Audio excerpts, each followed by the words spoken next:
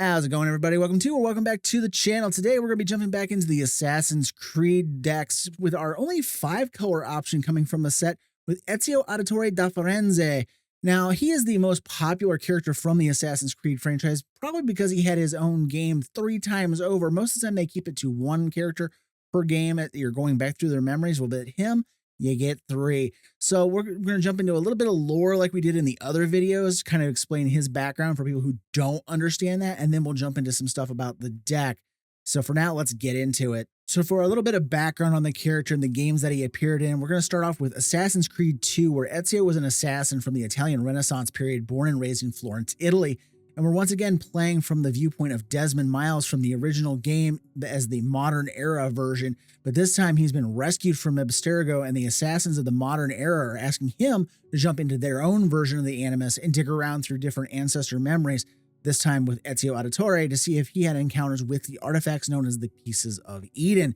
He agrees, and then we first encounter Ezio as a young, brash man at the age of 17, as depicted in the card shown here.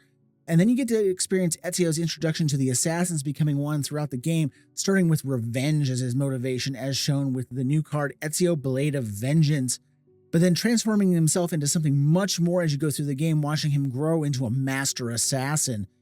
His character then proceeds into the Assassin's Creed Brotherhood game, where he's back on the revenge path against a new foe in Cesare Borgia and the Templars for attacking his new home. But this time, the main bulk of this game takes place in Rome, and with the help of the Assassin Brotherhood, you reclaim the city from the Templars, and Ezio becomes the mentor of the Italian Assassin Brotherhood while carrying out his revenge on the Borgia family.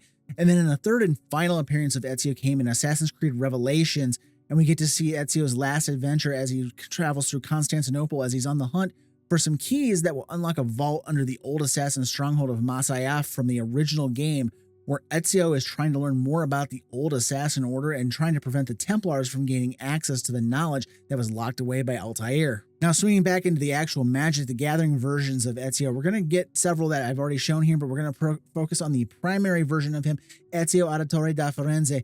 Now, one version of the art shows him in his traditional Brotherhood regalia that appeared in Assassin's Creed 2, and the scene that's depicted on the card is almost a cut-for-cut from the original game. I actually just played through it to see some of this stuff, and I saw the cutscene. And then it also reappears in Assassin's Creed Brotherhood. The other version, the Animus frame of the card, shows him in his black regalia, which is actually earned at the end of Assassin's Creed 2 if you actually unlock it. So what are we going to do with him? Well, let's break down the card first. Ezio Auditore da Firenze costs 1 and a black. It's a 3/2 with Menace, Human Assassin. Assassin spells you cast have free running for black and black, so as long as you've hit somebody with your commander or an assassin, you can cast your assassin spells for black instead of their actual casting cost. And whenever Ezio deals combat damage to a player, you may pay 1 of each color: white, blue, black, red, and green. And if that player has 10 or less life, when you do that, player loses the game. So this card features the new free running mechanic exclusive to this release, but it also has a major flavor win here where we get to assassinate a player with low life off of that trigger. Here we're going to focus more on the free running to cheat in assassins, but also big dumb monsters that we can actually give the assassin creature type. The assassinate thing is just kind of a fun bonus. And unlike the previous Assassin's Creed led decks that I previously featured on the channel, this one gains green and blue access, allowing us to add in some of the new cards like Viewpoint Synchronization and Eagle Vision, which also fits our free running theme of the deck, and both are just great all-around cards, giving us color fixing and card draw that's on theme. We also get access to a whole slew of assassins already available in Magic the Gathering, but we couldn't play them in the other decks because they have blue or green in them, such as Ramses Assassin Lord, Atrada Deadly Fugitive, Akrid Assassin, and Vraska the Silencer. Ramses pumps our assassins and gives us an alternate win condition. Atrada can rapidly multiply the ranks of our Brotherhood, cloaking out creatures for us, and then with giving them the creature type enchantments, we can turn them all into assassins, and then the more our assassins connect in later turns, the more she keeps recruiting for us. And then we have Akron Assassin, which allows us to do a final punch through because every single creature that a defending player controls has to block it.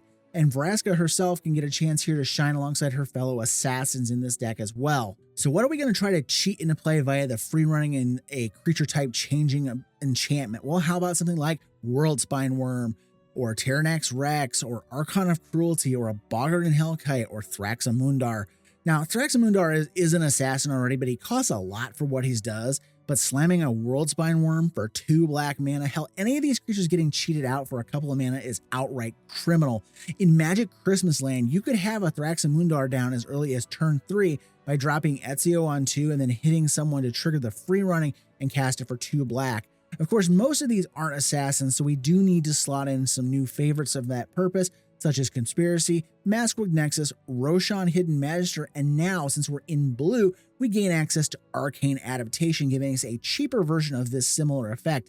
And with the right hand and a lot of luck, you could get some of these bigger type creatures that aren't already assassins cheated in with the free running trigger as early as turn 4. As for the rest of the deck, it's a pile of ways to fix our colors, remove threats, get us to punch through, draw cards, all the good stuff there. You can check the rest of that out in the deck list down below. And while you're down there, if you like this video, please like, share, comment, subscribe.